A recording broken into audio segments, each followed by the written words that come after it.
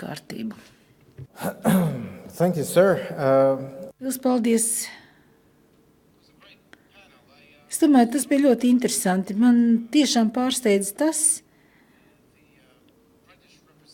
kā apvienotās karalistes pārstāvis teica par to nākamo kausu, un Vācijas pārstāvs nemaz nesāk strīdēties ar viņu. Cīm redzot par futbolu spēli. Es esmu Edijs Bušs, žurnālists un lektors, un es redzu, ka cilvēku paliek aizvien mazāk, jo, protams, tā ir konferences otrā diena, un cilvēkiem jābrauc mājās, un lidmašīnas jau pacīs gaisā. Bet, jebkurā gadījumā, man liekas, ka šeit ir dažādas interesantas vēl lietas. Vai jums patīk šis masāžas seans? Un es esmu dzirdējis, ka ir arī citi pārsteigumi vēl, ja jūs paliksiet ilgāk. Un arī es saprotu, ka oficiālais cēriens, kas uztur speciālistu konferencēs tiek pasniegts, ir Coca-Cola un nevis burkāna sula, jo ienaidnieks jau ir jāpazīst. Bet vakar pusdienas bija ļoti jaukas. Es parunāju tur ar kādu profesoru. Viņš man pajautāja, kā mani sauc, un kad es stādījos priekšā, un kā Edijs Bušs, šis profesors teica: Deliņi, tu izskaties ļoti jauns, tu taču nemaz nevar būt īsts ārsts. Es teicu, nē, es esmu. Man ir es esmu politisko zinātņu doktors. Es tā ar viņam pateicu. Un tieši tas, viņš teica, ir tas, ko es teicu, tu neesi īsts doktors. Un es domāju, ka ārste tam pievienosies. Bet runājot nopietni, man šķiet, ka organizatori aicinājuši mani, kas nav veselības aprūpes sistēmas pārstāvis, lai es vadītu šo diskusiju, tāpēc, ka psihologi, sociālie psihologi un arī politologi strādā pie grupu domāšanas. Grupu domāšanas notiek tad, kad tādi viegliprātīgi cilvēki sanāk kopā, apmainās viedokļiem par to, kas it kā ir pašsaprotams, bet pašā laikā viņi riskē neredzēt mežu aiz kokiem. Es neesmu mediķis, bet man uzkrīt tieši tas, es 2 dienas jau esmu šajā konferencē, un man uzkrīt tas, ka jūs kā veselības speciālisti, un vairums no jums tāda ir, jūs zinat problēmu. Jūs zinat konkrēti, kāda ir problēma. Daži teica, ka kaut kādi dati vēl trūkst, bet mēs pamatā zinām, ka problēma ir, un tā ir ļoti apjomīga. Te pašā laikā aptaukošanās epidēmija turpinās. No vienas puses mēs zinām, kāda ir problēma, no otras puses šī problēma vēl aizvien pastāv. Un es šodien tagad gribētu padomāt, lūgt jūs padomāt par to, kā veidot efektīvu politiku. Nevis, lai runātu par problēmu, bet par tās risināšanas veidiem. Man ir brīnišķīgs panelis, kuru es gribētu aicināt zāles priekšā. Es aicināšu viņus visus tagad, un es gribētu aicināt Pēteru Apiņu kungu. Viņš ir Latvijas ārstu biedrības priekšsēdētājs, agrāk bija veselības ministrs, ļoti daudz raksta par sabiedriskiem un medicīnas jautājumiem, un ļoti zināma persona Latvijas mediķu aprindās un sabiedriskajās aprindās, arī Žano Breda. Mēs esam dzirdējuši, ka Dr. Breda ir Pasaules veselības organizācijas Eiropas reģionālā biroja pārstāvis, kur viņš vislabāk pārzina neinfekcijas slimību, veselīgu uzturu un fizisko aktivitāšu jautājumus. Mums ir arī Arturs Furtado. Viņš pārstāv Eiropas komisijas veselības un pārtikas nekaitīgumu ģenerāla direktorātu, atbildīgs par uzturu un fizisko aktivitāti. Mums ir arī Daniela Galeone, ārste, kas ir vecākā medicīnas speciāliste veselības ministrijā Itālijā, kur galvenokārt nodarbojas ar veselīgu dzīvesveida propagandu, un arī Jolande Wagnere no veselības ministrijas Luksemburgā, kas atbild par valsts programmām veselības veicināšanai. Un tagad es arī apsēdīšos, un ja mēs jautājam, kāpēc mums ir pārstāvji no Luksemburgas un Itālijas, vienkārši gribētu paskaidrot, ka acīm redzot ir šī trio prezidentūra ar Luksemburgu. Bet sāksim mūsu diskusiju, ja varētu jūs tā lūgt. Ka jūs katrs varētu 2-3 minūtes sniegt savu komentāru 2-3 minūšu garumā, tādu kopsavilkumu, kas jūsuprāt ir svarīgākais, ko jūs esat guvuši no šīs konferences, ko mēs esam šajās 2 dienās dzirdējuši. Kas ir svarīgākais priekš jums? Varbūt kaut kas, kas pat īpaši bieži nav uzsvērts, bet kas jūsuprāt būtu jāakcentē par šīm 2 dienām. Sāksim ar Apiņa kungu, lūdzu. Jūs varat runāt ar latviski, tikai tad lūdzu izmantojiet noteikti arī mikrofonu. Un pārējiem tad būs jāizmanto austiņas. Iespēja strādāt jūsu vadībā šodien. Es runāšu latviski. Un es gribētu pieskarties dažiem jautājumiem, par ko mēs šīs 2 dienas esam ļoti nopietni strādājuši un ko mēs varbūt esam un ko mēs varbūt neesam izdarījuši. Tad pirmā lieta ir, ka man ļoti priecēja daudz mediķu šajā auditorijā un sāpināja tas, ka praktiski šeit nebija izglītības ministrijas, praktiski šeit nebija pašvaldības. Tad visi tiem, kam mēs gribējām stāstīt šīs ļoti burvīgās lietas un mūsu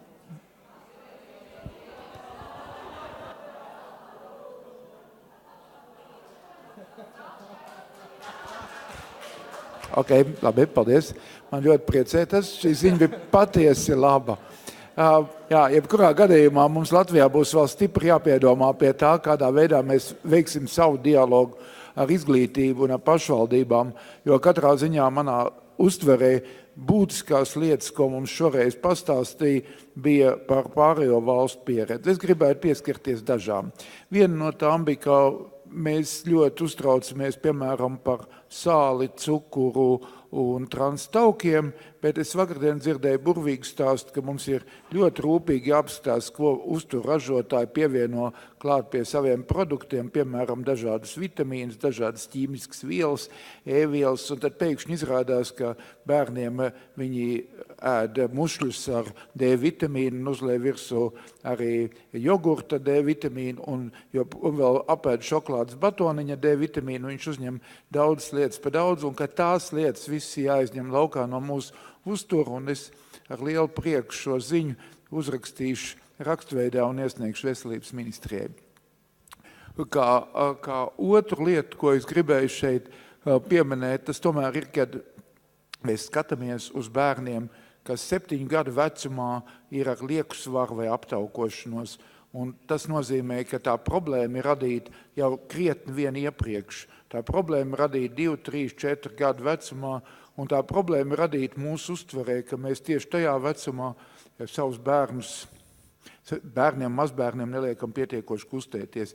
Tanī brīdī, kad bērns piedzimst un viņš pirmo reizi iekliedzās, tad mamma laimīgi, tētis laimīgs, vecmāte laimīgi, dakters laimīgs, bet tanī mirklī, ka viņš sāk klaigāt 2 gadu vecumā, viss viņu norāja Dieva dēļ, lai viņš nekādā gadījumā neklaigā. Tieši tāpat ir ar kustībām. Tanī mirklī, ka viņš pirmo reizi rāpo 9 mēnešu vecumā, mamma laimīgi, tētis laimīgi, vecais tēvs sajūsmā, tiklīdz viņš kāds 2-3 gadu vecumāks sāk skraidīt kā bizamžurka, viss viņam mēģina apturēt no šīs darbības un piespiest viņu pie kaut kāda datoram līdzīga priekšmeta. Un tas, ko mēs ļoti ceram, ka mūsu Luksemburgas kolēģi nākošajā aplī, tas ir viņi būs nākošā prezidentūra, un cik es zinu, tad Luksemburga domās tieši par to vecumu grupu, kas ir mazliet jaunāk par skolu. Un kā vēl vienu no saviem, tad pēdējo, ko es vēlētos pateikt, mēs ļoti mīlam uzbūvēt sporta ēkas, sporta būves. Mēs mēdzam viņas celt ar tādu domu, cik labi 10. 11. klašu puiši spēlē basketbolu, iesprauž bumbu no augšas, cik labi meitenes tajā vecumā vingro. Patiesībā mēs ļoti maz domājam par tiem bērniem, kas ir pirmskolas vecumā, un tajā vecumā ir ļoti liela atjaunošanās fizioloģiski, un tas, ko mums vajadzētu darīt, katram bērndārzam savu fizkultūras zāli ar pietiekam mīkstu segumu, ar pietiekam labiem spēlē līdzīgiem elementiem, kas ļautu bērniem ik pa 2 stundām 3-4 reizes dienā nodarboties ar fizkultūru bērndārza vecumam. Pēc tam, tā kā viņš sasniedz 7 gadus, tad mums tiešām vajadzētu piespiest izglītības ministriju vismaz reizi dienā nodrošināt bērnam stundu. Es jau teiktu 2 reizes dienā to stundu. Un tā, ka viņš tiešām sasniedz 10-11 gadu vecumu, tad brīdī mums ļoti labi būtu, ja mēs viņam piespiestu, ka viņš vismaz reizi dienā 1 stundu kustētos. Un tam pieaugušam, tādam, kā mums ir redī, ka mums vismaz 4-5 reizes nedēļā mēs kaut ko darītu. Es pateicos, man blakus sēž guru, tas ir Eiropas veselības guru un Džo, un es domāju, ka es nedrīkst vairāk runāt, jo Džo mums tiešām pats gudrākais cilvēks, man liekas, šajā brīdī par sabiedrības veselību. Džo, lūdzu. Well, thank you. Okay. Paldies! Šajās 3 minūtēs, ko jūs mums atvēlējāt?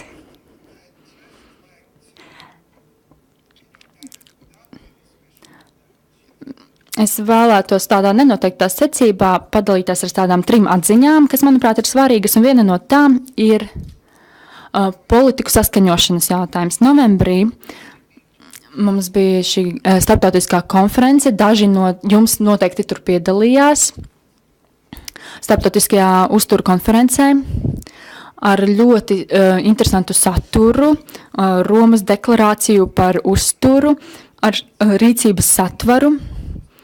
Un viens no svarīgākajām lietām noteikti bija politikas jautājumu saskaņošana, lai politikas dažādos sektoros darbotos vienā virzienā, sabiedrības labuma vārdā, veicinot un aizsargājot veselības jautājumus.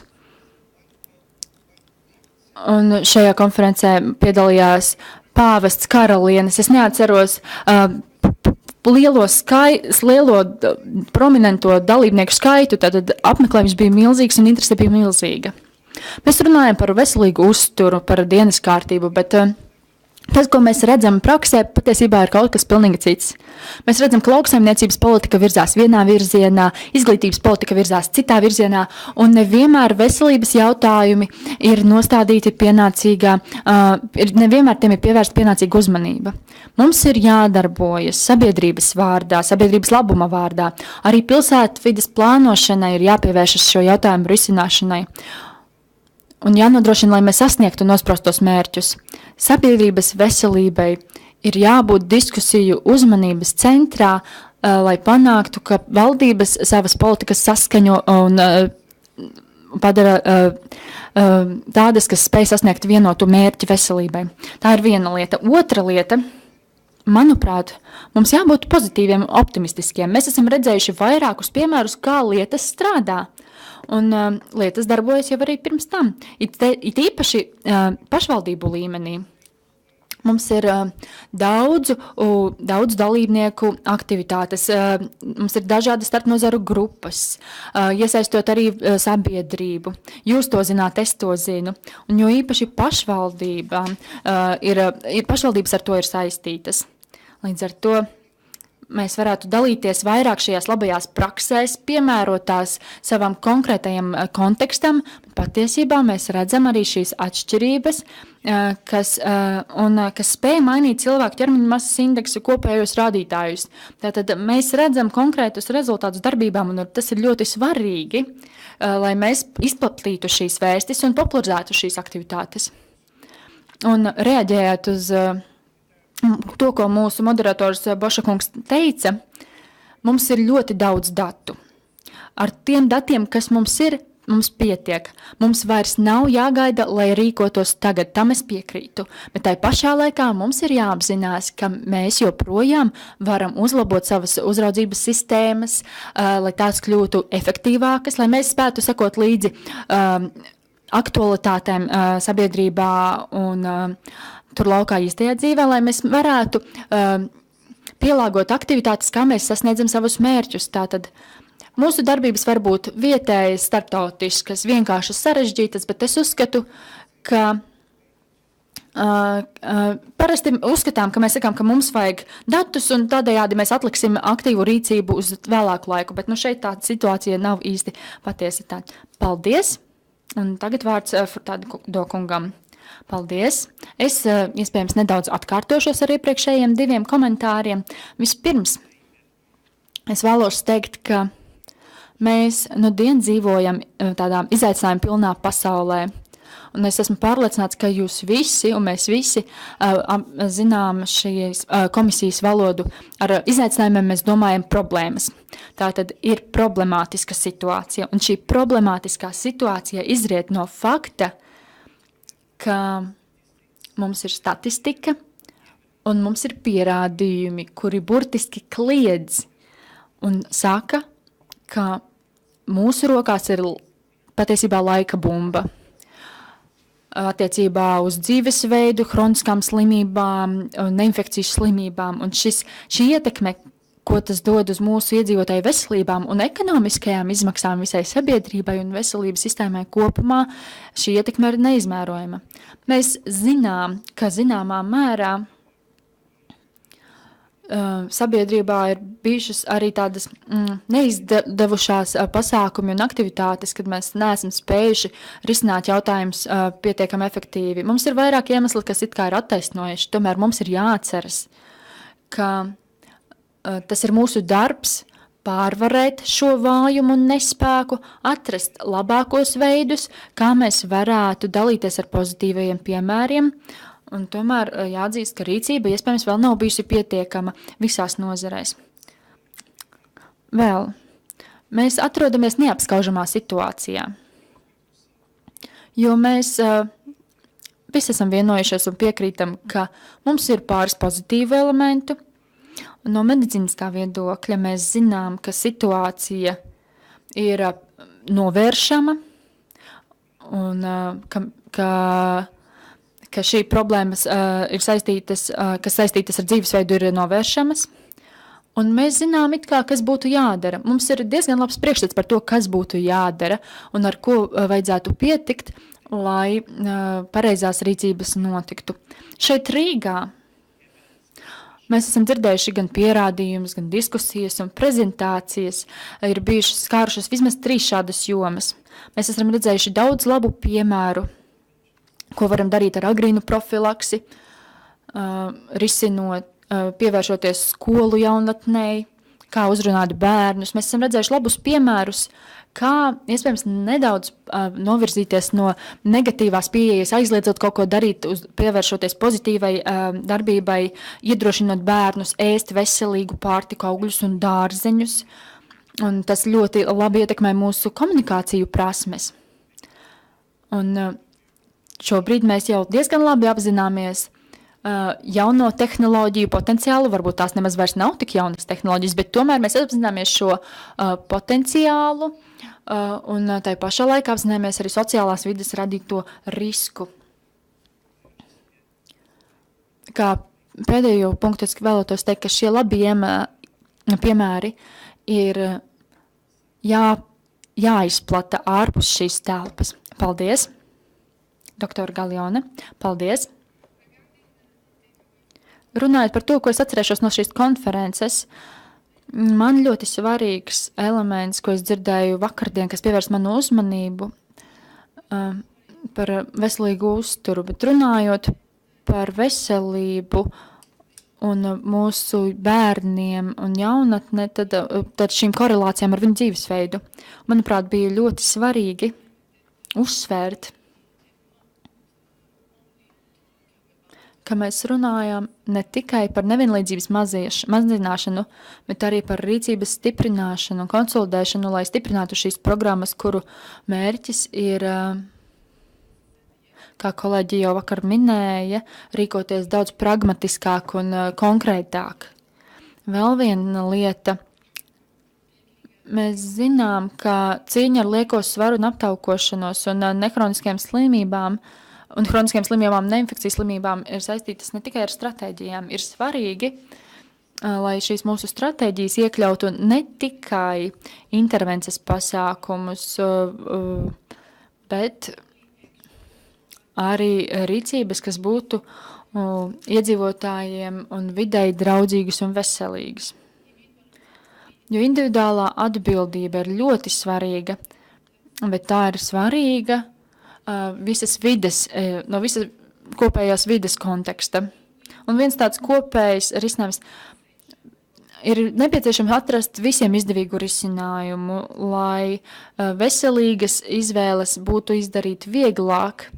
Tā pašā laikā politikas veidotājiem ir jābūt atbalstošākiem un vairāk jāveicina veselību veicinošu politiku izstrāde. Un es vēlos atkārtot, ko Žons Breda nu pat minēja, ka mums ir jāgarantē, ka politikas ir saskaņotas un visas nozares darbojas vienu mērķu sasniegšanā. Paldies, un doktor Vagner. Pirmkārt, šīs 2 dienas ir bijušas tik ideja pilnas un tik brīnišķīgas, ka ir ļoti grūti savilkt visu kopā. Bet es domāju, ka viens no svarīgākajiem jautājumiem man ir zināt to, ka nevienlīdzības problēma ir reāla problēma un situācija tik tiešām šai ziņā ir dramatiska un mums ir par to vairāk jādomā. Jo, ja mēs par to nerūpēsimies, tad mēs šo problēmu vēl pastiprināsim šīs atšķirības veselības aprūpes ziņā.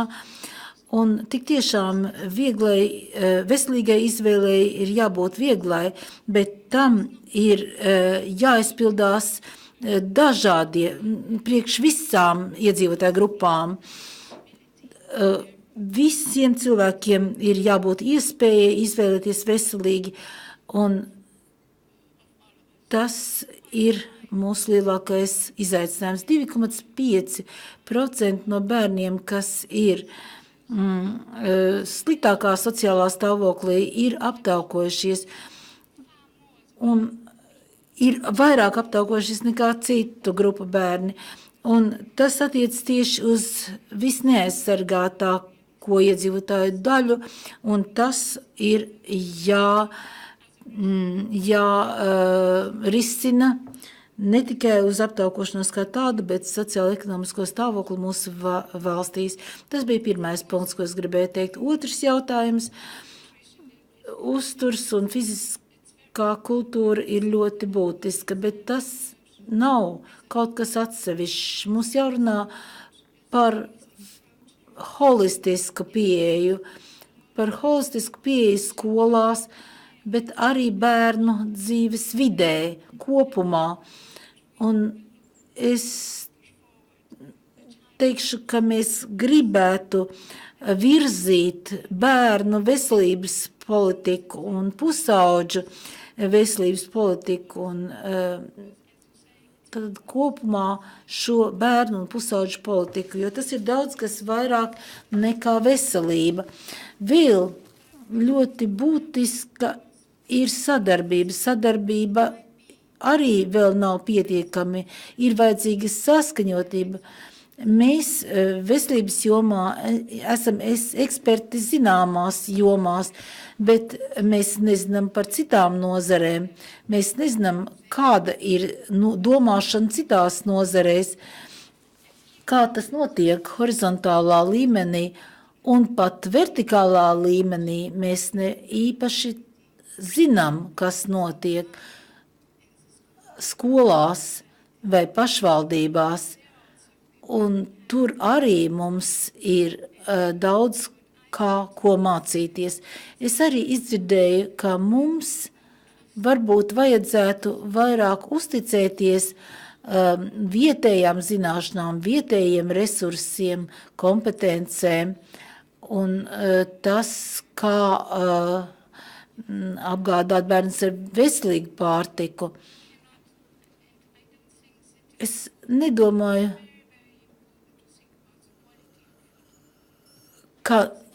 es domāju, ka ir būtiski runāt par veselīgu pārtiku, bet tas nav vienīgais. Ēšana nav tikai tāpēc, lai nodrošinātu mūsu fiziskās vajadzības. Tas ir arī kaut kas emocionāls. Tās ir vecākās zināšanas, kas cilvēcē ir. Zināšanas par to, kur mēs dzīvojam, par sociāliem faktoriem arī, un mums ir jāņem tas vērā. Un runājot ar bērniem, daži teica, mēs nedrīkstam zaudēt bērnu, kas ir mūsu uzmanības centrā. Mums ir jāskatās uz lietām ar bērnu acīm, un tas ir ļoti būtiski. Varbūt, ka mums ir tieši šeit jāstiprina, jāpieliet lielākas pūles. Nevis domāt par to, ka pārtika un kā problēma pārtika un varbūt uzturs un fiziskās aktivitātes bērniem, bet fiziskās aktivitātes un uzturs no bērnu viedokļa. Es domāju, ka mēs varam arī daudz mācīties no bērniem. Liels paldies par šīm piezīmēm. Es domāju, ka tagad es tomēr uzsvēršu to, ko es apzīmēju pašā sākumā. Es gribētu tagad varbūt, lai jūs no eksperta viedokļa pateiktu un paskaidrotu man, kas ir 1, 2 vai 3 faktori, kas ļautu mums radīt šādu saskaņotu politiku. Es jau dažus šķēršļus dzirdēju. Es domāju, ka daudz runāja par to, ka speciālisti dažādās nozarēs strādā atsevišķi, bet kaut kā viņiem sanāk kopā, tas nemaz nav tik vienkārši, jo administratīvi tas varbūt varētu sarežģīt. Kad es runāju ar dažiem kolēģiem, man teica, vajag šo ātros ēšanas restorānus patriekt no mūsu sabiedrības, bet varbūt, ka mums nav politiskas vadības, varbūt mums nav izpratnes par to, kādas ir izmaksas un kas vēl šeit ir vajadzīgs. Kāpēc mums vēl aizvien ir šī aptaukošanās epidēmija, un mēs neesam spējuši šo tendenci tomēr pārvarēt. Daži no jums ir ierēģi, un viņi nevar tik ļoti varbūt skaidri izteikties par šiem jautājumiem, tieši izteikties par šiem jautājumiem. Bet, ja jūs tomēr varat to darīt, varbūt jūs varētu pateikt, kādi ir lielākie šķēršļi, lai mums būtu vienota politika, saskaņot politika. Sāksim ar guru.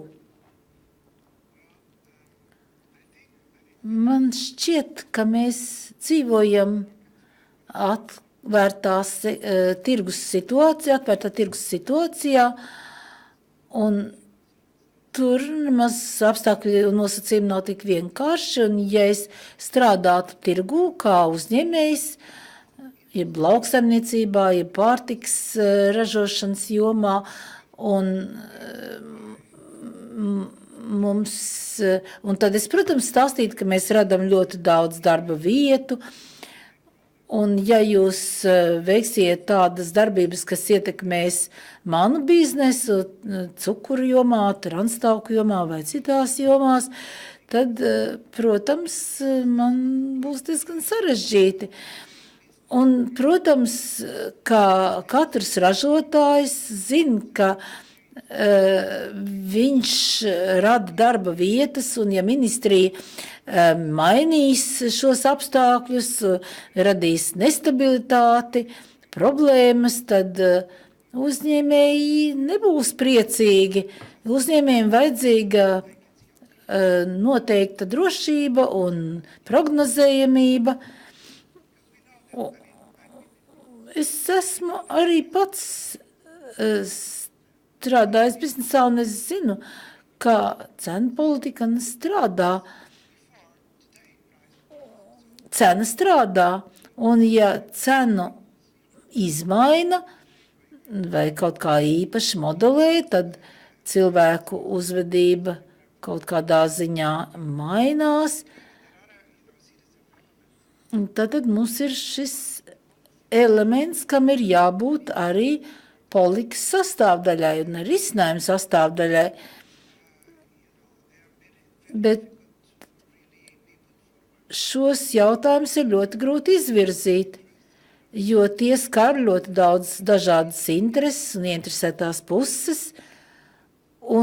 Bet ja jūs tomēr domājat par sabiedrības labumu, par labumu sabiedrībā, un ja mums ir redzējums, tad, protams, jūs saprotat, ka Eiropas iedzīvotāju veselības aizsardzība ir ļoti svarīga mūsu sabiedrības nākotnē. Nevienmēr izaicinājums ir problēma, dažreiz izaicinājums ir ar iespēju, un Eiropas pagātne to ir pierādījis, ka mēs esam spējuši būt ļoti radoši, ļoti novatoriski, mums ir ļoti daudz dažādu novatorisku lietu. Es tāpēc domāju, ka politikā ir vajadzīga kreativitāte, radošums, iespēju radīšana, jaunu tirgu radīšana.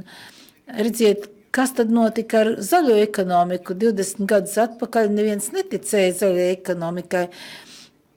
Varbūt, ka toreiz arī daudzi reklamēja fiziskas aktivitātes un pareizu ēšanu, bet mēs nezinām, kā būs ar tiem mūsu šodienas advokātiem, vai tie būs šeit vēl 20 gadus vēlāk.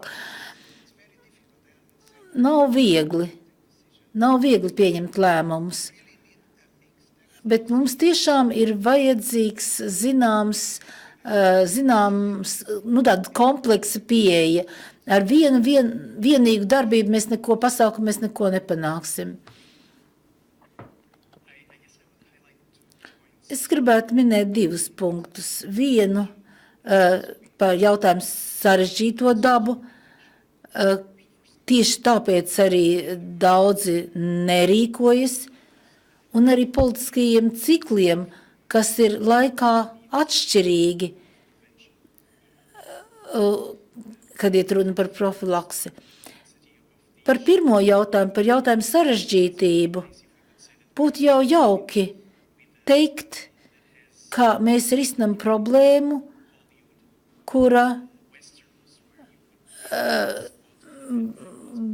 būtu tā kā vesternos, kur būtu skaidrs, kurš ir tas labais un kurš tas sliktais. Un vieniem būtu viena cepura, otriem būtu cita cepura galvā. Ar pārtiku ir daudz sarežģītāk nekā, piemēram, kad mēs runājam par tabaku. Bet šī sarežģītība varbūt tieši ir, un tāpēc šī sarežģītība varbūt ir arī tas faktors, kas nav ļāvis mums spērt ļoti tādus izlēmīgus soļus. Un, jo ēšana ir arī tāda sociāla darbība, kad mēs iepērkamies, kad mēs ēdam kopā, pat tad, kad mēs ēdam vienatnē, arī tad tas ir kaut kas vairāk vai mazāk sociāls. Un šeit iet runa par izvēli. Un tik daudz, kas ietekmē cilvēku, veicot šo izvēli, tik daudz ir interešu, kas ir skartas. Ražotāja intereses, jo viņi grib pārdot savus produktus arī. Un ārsti arī zināmā mērā līdz šim ir vairāk interesējušies ne tik daudz par profilaksi kā par ārstēšanu. Un šeit ir otrais punkts par politiskiem cikliem. Varbūt nemaz nav tik labi, ka ministrijas un komisijas kad viņi dodas uz darbu, ka viņas ievēl vai viņi sāk strādāt, un tad viņi šai darbā pavada noteiktu laiku, un tad atkal viņi mainās, un tad ir atkal jauna politiskā spēlīte. Kāds ir galvenais šķērslis, lai politika kļūtu saskaņota? Manuprāt, visas sarežģītās un kompleksās problēmas pieprasa arī kompleksus un sarežģītus risinājumus, tādu kompleksus. Runājot par politikām, veselības sektorā un veselības nozares pārstāvi runā par veselības politiku, un manuprāt, šīs runas jau mēs dzirdam 30 gadus. Tomēr es domāju, ka šī kultūra, politikas kultūra ir vāja, un tā mums ir jāstiprina. Mēs varam censties sasniegt šo rezultātu, bet mēs to nevaram panākt tikai runājot ar kolēģiem, ekspertiem no citām nozarēm. Mums ir jācenšas, kā jau es runāju, visiem izdevīgs un vēlams risinājums. Reizēm mēs runājam citās valodās, kas vienam sektoram ir viens mērķis, citam sektoram tas absolūti nebūs īstais mērķis. Un tomēr mums ir jācenšas rast visiem labvēlīgus risinājumus vienām problēmām. Piemēram, ja bērni ēd labi un veselīgi, viņi arī mācās labāk. Tas nozīmē, ka šādā veidā mēs ar veselības nozares palīdzību sasniedzam izglītības nozares mērķi. Mēs varam risināt daudz dažādu problēmu. Piemēram, mums būtu jāsadarbojas arī citiem sektoriem, ne tikai politikas pārstāvjiem, mums ir jāsadarbojas arī ar pārtikas ražotājiem. Mums ir aizvien vairāk jāsadarbojas arī ar ražotājiem, un pārtikas ražotājiem būtu jāuzņemas aktīvāka loma veselības veicināšanā iedzīvotāju vidū. Un nevajadzētu to uztvert kā problēmu, bet kā iespēju reaģēt uz aizvien pieaugošo patērētāju vajadzību un pieprasījumu pēc veselīga uztura.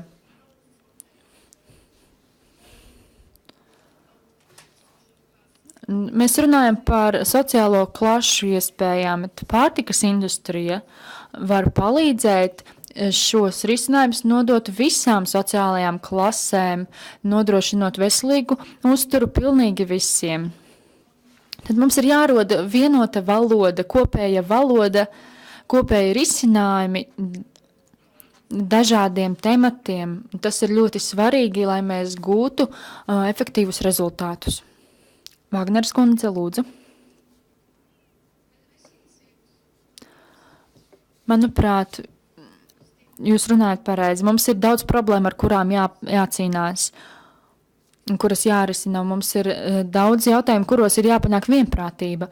Bet viena lieta ir tāda, ka mēs esam ļoti daudz jau panākuši. Mēs esam daudz tālāk nekā bijām pirms 10 gadiem. Mēs esam izplatījuši savu pieredzi dažādās nozarēs, un vēl viena no lietām ir tā, ka šai saskaņotībai ir jādod laiks, dalībai jādod laiks. To mēs nevaram panākt momentāni un uzreiz, un panākt to gluži kā nospiežot pogu. Šeit ir runa par diplomātiju. Tā ir ļoti saistīta arī ar demokrātiju.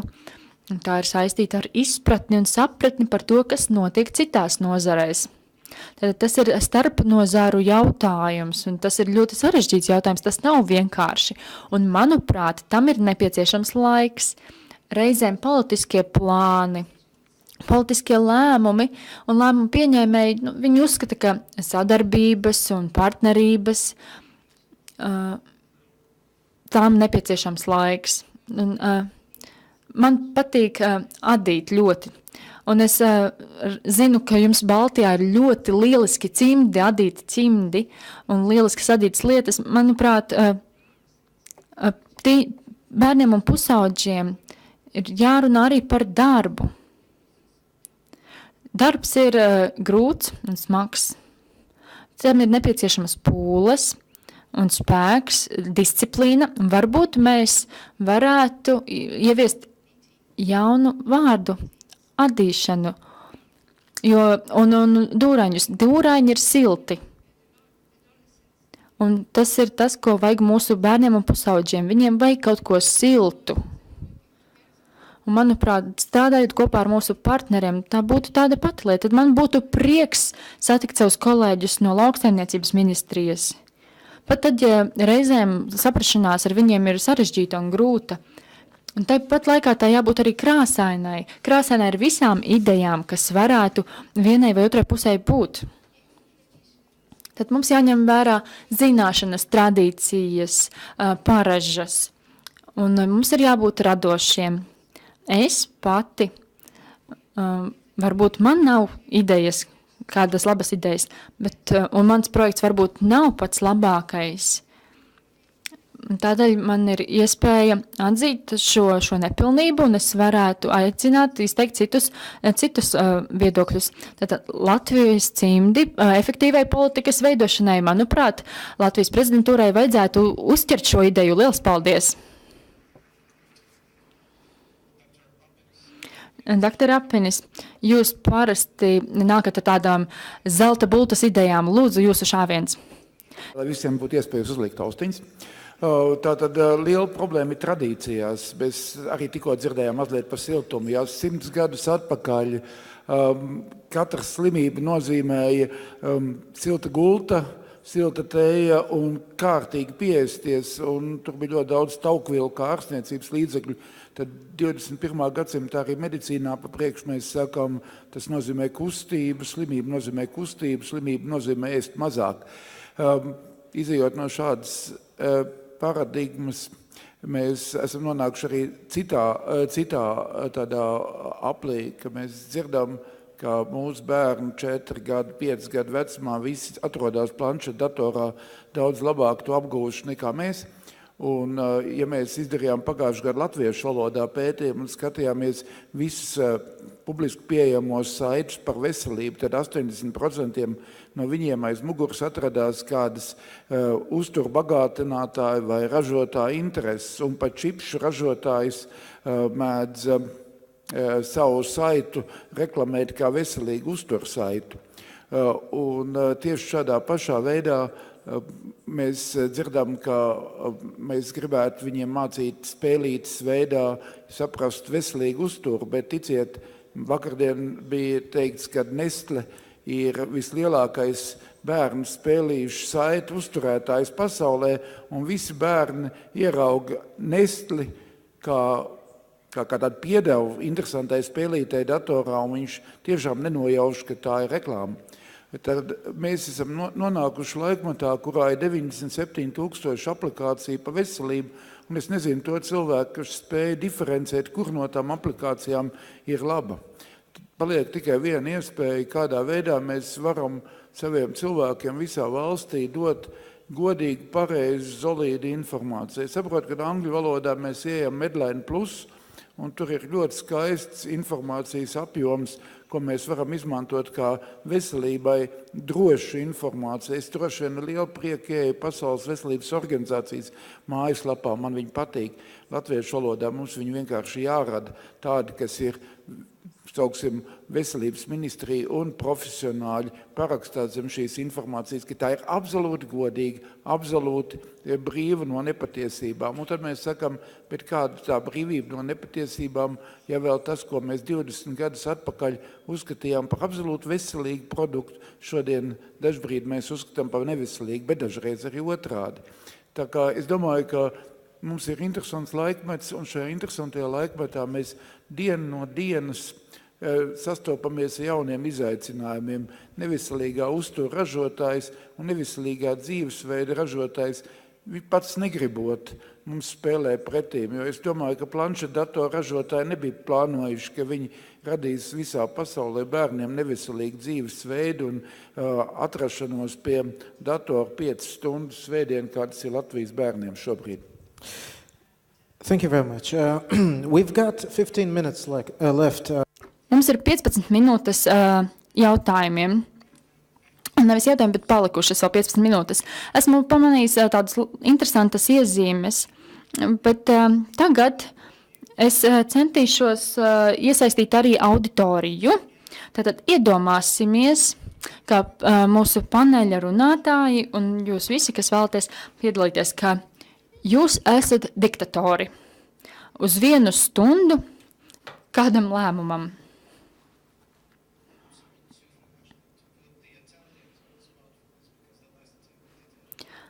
Es atvainojos, ka mums šeit jāiesaist arī Itāļi, jo pēdējais Itāļu diktators neņēma labu galu, tā teikt. Bet tātad mums ir iespēja īstenot 1 lēmumu. Iepriekšējo vakaru es runāju ar Latvijas veselības ministru, un viņam būs iespēja vēl izteikties šodien. Es viņam piedāvāju tādu diktatoru meitelīti, un viņš teica, es īstenotu Somijas skolu uztura programmu Latvijā. Tas būtu tas ir tas uzdevums, kas, manuprāt, ir visefektīvākais un sasniegtu mērķi visātrāk. Ir daudz sarežģītāku jautājumu, bet ja man ir 1 lēmuma iespēja, tad es izmantotu Somijas piemēru un iestenotu tā Latvijā. Tātad. Bet varbūt jums ir citas idejas. Tātad jūs esat diktators, 1 lēmums. Vai kāds vēlas izteikties? Lūdzu, mēs panelī novadīsim tādu diktatoru raundu, un jums arī visiem ir iespēja izteikties. Es atvainojos par šo vienkāršumu, bet, manuprāt, tādējādi mēs varētu izcelt tādas dažas akūtākās lietas un jautājums, kas būtu jārisina tagad uzreiz. Sāksim no otra gala tagad. Jolanda, lūdzu.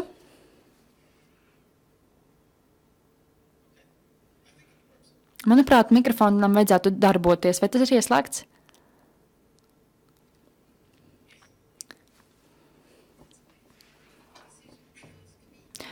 Ir slikti to jautāt man pirmajai. Jo, ja es būtu diktators,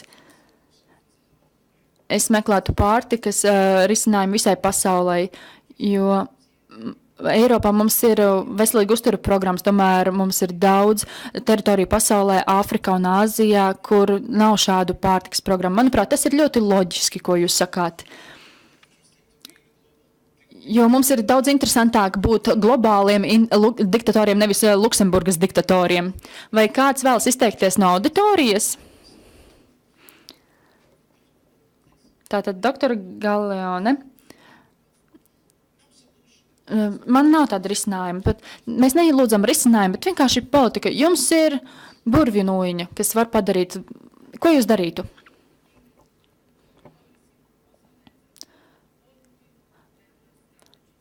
Es domāju, tātad būs jārunā par stratēģiju aktuālo īstenošanu, bet nevienmēr mēs novērtējam plānu uzraudzību un novērtējumu. Manuprāt, būtu jāstrādā pie plāna uzraudzības un īstenošanas un novērtējuma, jo tikai tādējādi mēs varam uzlabot savus rezultātus. Jo mēs tikai rīkojamies un rīkojamies, bet mums ir patiesi nepieciešams izvērtēt savu darbību rādītājus. Tas būtu svarīgais jautājums. Tātad vēl viens cilvēks, kas nepakļaujas manai provokācijai, vai kāds vēlas izteikties pirms turpinām? Viens uzdevums. Ināra Dundure, Latvijas pašvaldības savienība. Es domāju, ka diez vai varam atrast vienu problēmas risinājumu, kas derēs visiem, bet es pateikšu, ko mēs jau darām. Pagājušajā vakar vienā no sesijām nebija pilna informācija, lai risinātu šo veselīgu dzīvesveidu. Pašvaldības jau 36% nodrošina siltas brīvpusdienas no 1. līdz 12. klasēm. Tas ir risinājums. 70% nodrošina 1., 6. klasēm brīvpusdienas. Un 60% 1., 9. klasēm. Tas jau ir risinājums. Paldies. Paldies. Vismaz kā sākums labs. Paldies. Thank you very much. Anyone else from the audience? You can grab a mic before. Vai kāds vēl vēlas izteikties no auditorijas? Ja ne, mēs dodamies pie Furtādo kunga. Vispirms īsts komentārs. Manuprāt, tas ir ļoti provokatīvs jautājums, bet tas ir ļoti noderīgs tajā pašā laikā.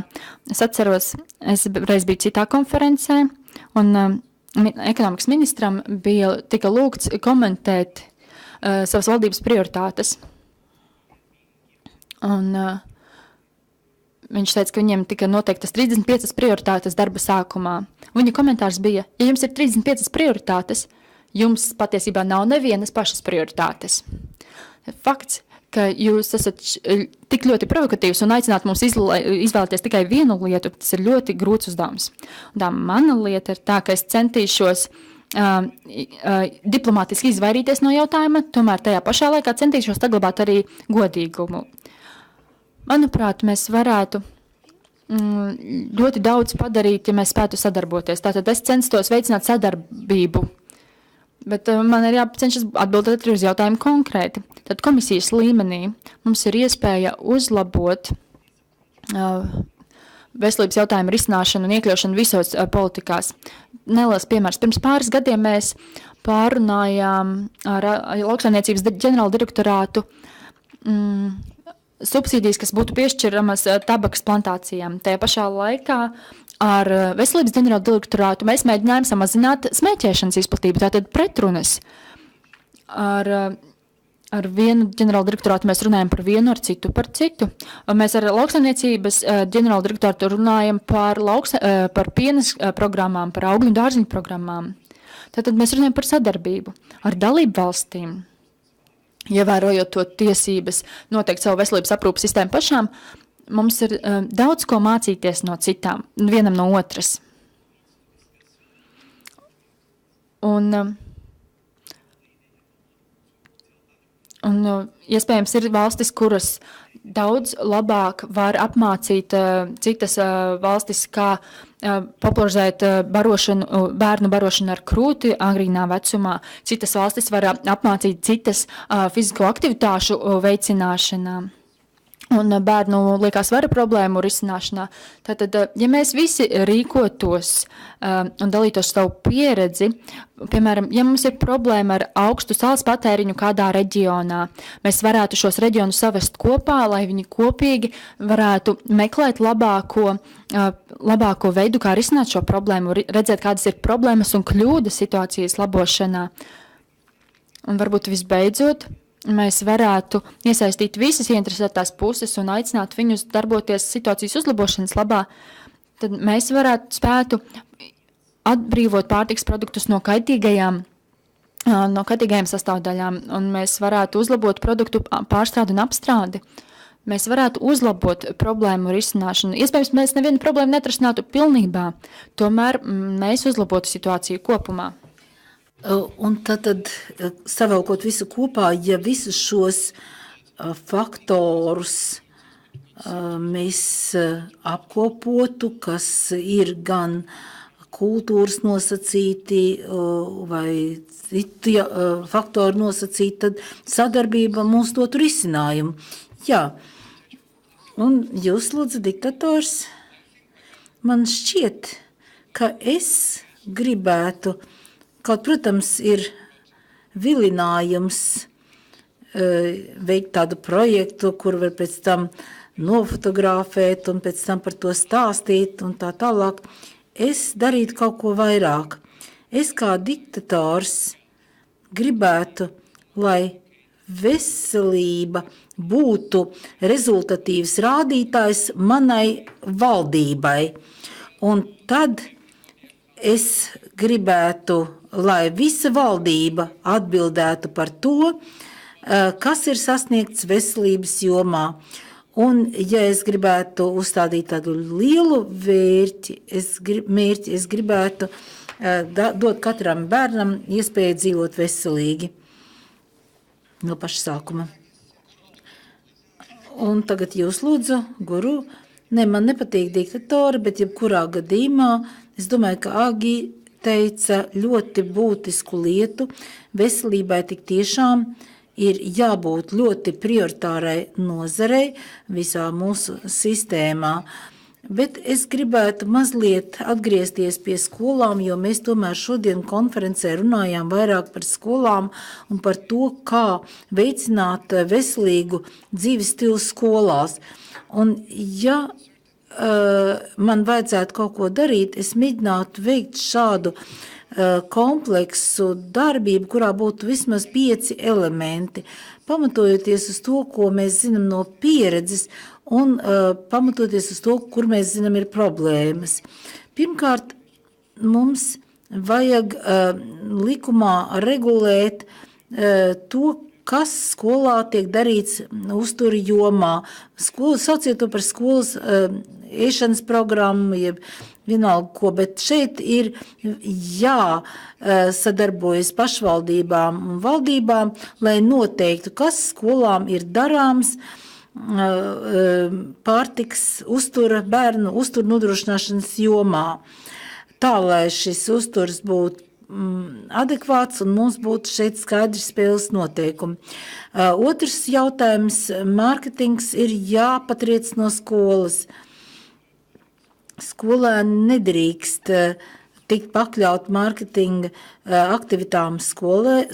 Ja es būtu diktators, es teiktu, ka mārketings ir jāpatriec no skolas. Un tas ir burtiski pārtikas stratēģijas minimālais, kas ir jāpaveic. Un es domāju, pat uzņēmēji šeit piekrista. Nākamais ir arī ļoti būtisks un vienkārši jautājums. Fiziskā audzināšana ir ļoti būtiska, un es domāju, ka ir vajadzīgs vismaz kaut kāds noteikts stundu skaits nedēļā, bet vismaz 3 stundas nedēļā, varbūt vairāk, vismaz vienu stundu dienā. Vismaz, lai skolēni varētu doties kājām uz skolu. Un pārliecināties par to, ka visi skolēni, īpaši sākuma skolās, var piekļūt augļiem un dārziņiem skolā, jo tas ir ļoti veiksmīgs pasākums, kas pierādīs savus veiksmīgumu daudzās Eiropas valstīs. Un mēs arī redzam, kā šī problēma ir samazināta apvienotā karalistē, tur bija liela kļūda pielaista. Arī tas veicina veselīgu uzvedību ģimenēs. Un tātad, ja man vajadzētu izvēlēties šos 5 elementus, es arī šos elementus iekļautu šajā programmā. Varbūt jūs, lūdzu, ja es būtu diktators un es gribētu kādu stundiņu būt, es nākamo augsta līmeņa konferencē redzētu aktīvu izglītības nozares iesaistīšanos. Mēs šeit tik daudz esam runājuši par dažādām stratēģijām, bet mums ir jāiesaist skolotāji, skolēni un vecāki. Un to var izdarīt. Tad nākamā augsta līmeņa konferencē tādai ir jābūt, bet tādā ir jāiesaista arī izglītības iestāžu pārstāvji. Diemžēl laika mums ir maz tagad, tāpēc mēs gaidām vēl gan Apiņa kunga. Stāst par diktatoru. Apmēram 45 gadus atpakaļ Argentīnas diktators Perons izdalīja bērniem apmēram 1000 futbola bumbas, apmēram pa $1 gabalā, un teica, Argentīna būs futbola liela valsts. Un viņš teica arī to, ka tie bērni paši atradīs 2 somas katrā galā, ko nolikt kā vārtus. Negaidīt vienā no vienām pagalmiem, kurā tāda bumba tika nodota, bija piedzimis Maradona. Un Argentīna kļuva par vienu no pasaules futbola lielvalstīm. Tātad, ja man būtu iespēja vismaz tērēt naudu Latvijas bērnu jaunatnes veselībai, tad es teiktu tā, viena arēna,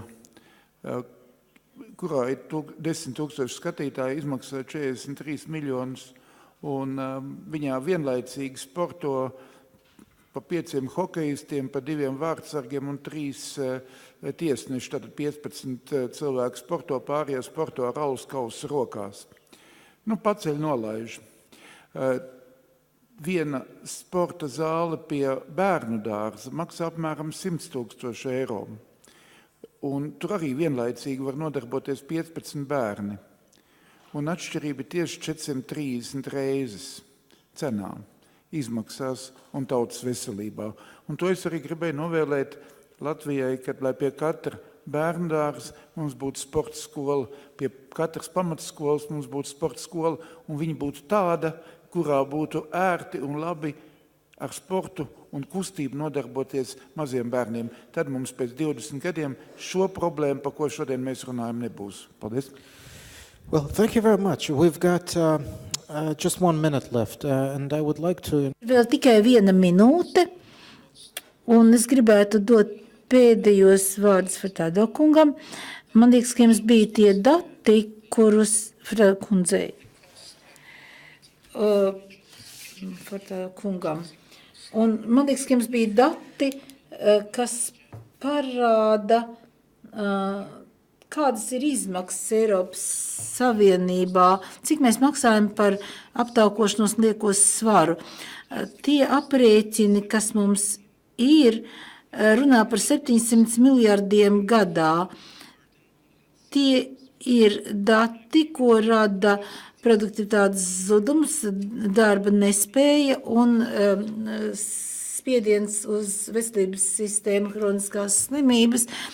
Mēs zinām, ka bieži vien tieši šie nāves cēloņi ir saistīti ar kroniskām slimībām, ko ir radījušas, kuras ir veicinājušas dzīvesveida problēmas, ja mēs skatāmies uz pamata cēloņiem.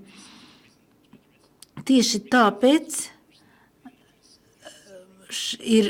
mums ir šī problēma, kas ir jārisina, ir, protams, arī cilvēku ciešanas, cilvēciskās ciešanas, kas varbūt naudā izmērāmas, un mums ir arī jāmācās no pieredzes. Arī iepriekš mēs esam pārāk vēlu spēruši soļus, varbūt smēķēšanas apkarošanas jomā, klimata pārmaiņu apkarošanas jomā, un mums nav šīs kļūdas jāatkārto 2, 4 un vairāk reizes. Mums ir jāveic pasākumi pēc iespējas ātrāk. Lūdzu.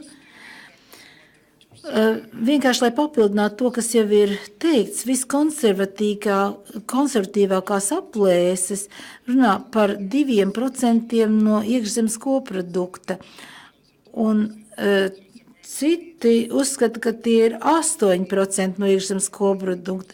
Tātad 2% līdz 8% no iekšzemes koprodukta ir tā cena, ko mēs maksājam par aptaukošanos atkarībā no valsts. Un mēs Pasaules veselības organizācijā tiešām skatījāmies gan tiešās izmaksas, varbūt vairāk tiešās izmaksas, un mēs zinām, ka Nīderlandē, piemēram, milzīgs 700 līdz 900 miljoni gadā, kas ir tiešās izmaksas par aptaukošanos, un tas tik tiešām ir summa, kas varētu aizpildīt slimnīcas budžeta vajadzības. Un tik tiešām, un vēl bez tam mums ir nelīdztiesības problēma, kas ir tā kā apburtais loks, kas turpinās no vienas paudzes nākamā paudzē.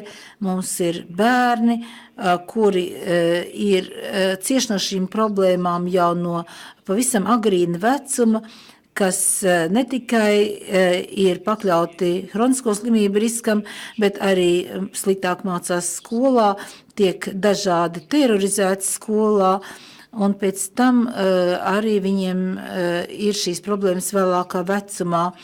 Un arī meitenes un zēni, kur varbūt nevienlīdzīgi piedalās fiziskās aktivitātēs. Un tad, protams, ka vislabākais veids, kā šo problēmu novērst, varbūt būtu tā, lai visiem būtu pietiekami daudz naudas, bet es domāju, ka pat varbūt apgaismots diktators nevarētu panākt to, ka visi kļūtu pietiekami bagāti uzreiz. Jā, šeit mums, diemžēl, ir arī jāpārtrauc, bet pat, ja mēs neņemam vērā morālo pusi, tad 700–800 miljardu dolāru gadā, man jāsaka, ka šī krīzes pārvarēšana un banku glābšana ir vienkārši sīkums salīdzinājumā ar šo summu. Un, protams, šeit ir jādomā visiem par atbildību, gan no veselības profesionāļu viedokļa, gan no politiķu viedokļa, arī gan varbūt mēdīju pārstāvjiem, tādiem kā es. Mums visiem ir jāveido tāda politika, ko ir vieglāk ieviest. Varbūt nevis, balsoties nevis uz to, kādas ir mūsu zināšanas un motivācija, bet ko mēs vispār varam reāli tomēr panākt šīs zināšanas piemērojot. Tad šeit mums droši vien ir arī jābeidz, un es ceru, ka visi arī aplaudēs runātājiem. Un liels jums paldies. Un tālāk es gribētu dot vārdu mūsu namātei Polai, kas apkopos konferenci un arī to nos.